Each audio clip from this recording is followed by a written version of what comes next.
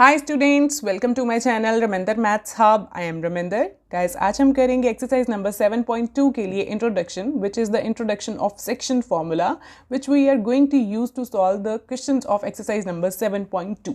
ठीक है, 7.2 के जितने भी क्वेश्चंस हैं वो सारे इससे सॉल्व हो जाएंगे आपके सेक्शन फॉर्मूला से। ठीक है, तो सेक्शन फॉर्मूला है क्या?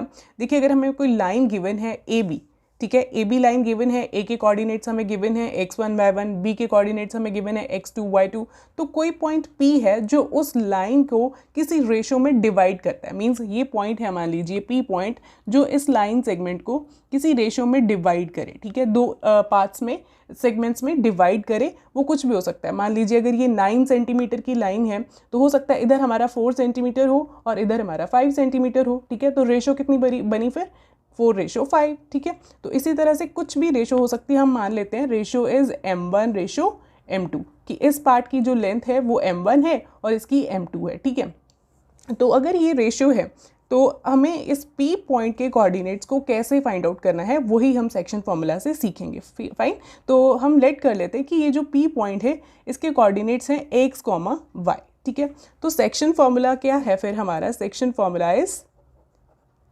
सेक्शन फॉर्मूला से हमें ये P जो पॉइंट है, जो पॉइंट ऑफ डिवीजन है, इसको हम क्या बोलते हैं? Point of division. Point of division.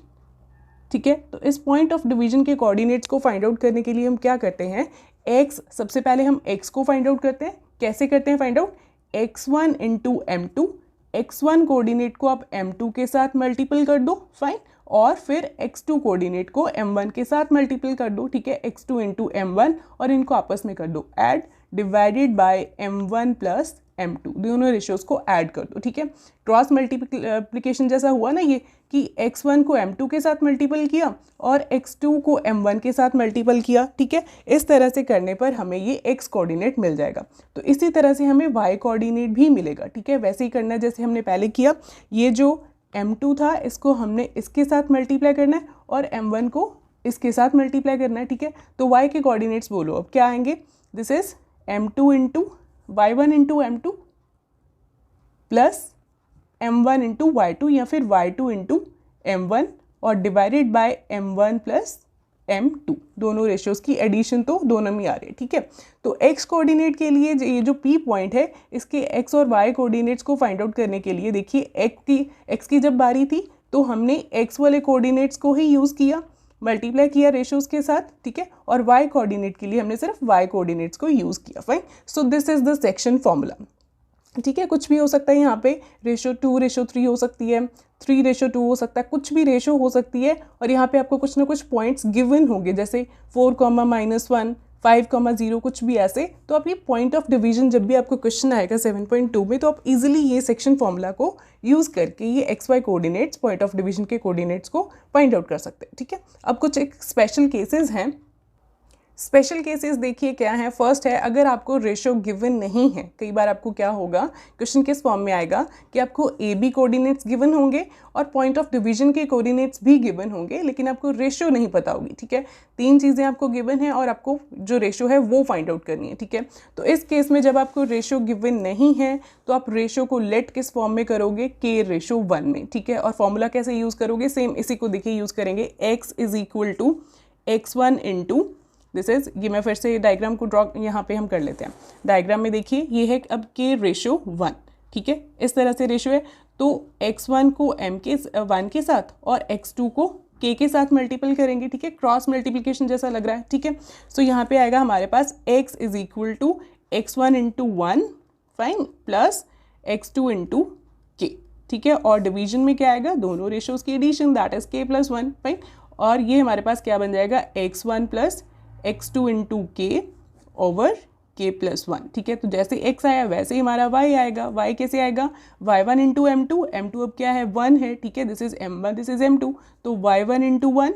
ठीक है, y1 into 1 is y1 itself, plus y2 into k और डिवीजन में दोनों रेशियोज की एडिशन। फाइन, तो ये क्या बना हमारा? y1 plus y2 into k upon k+1। Fine, next special case क्या आ रहा है, देखिए कोऑर्डिनेट्स ऑफ मिड पॉइंट। अगर किसी लाइन का हमें मिड पॉइंट गिवन है तो उसके कोऑर्डिनेट्स हमें कैसे फाइंड आउट करना है, यहाँ पे भी हम सेक्शन फॉर्मूला को यूज़ करेंगे। देखिए मान लेते हैं ए और बी यहाँ पे लाइन सेगमेंट है जिसके कोऑर्डिनेट्स थे x1 y1 and x2 y2 respectively, ठीक है।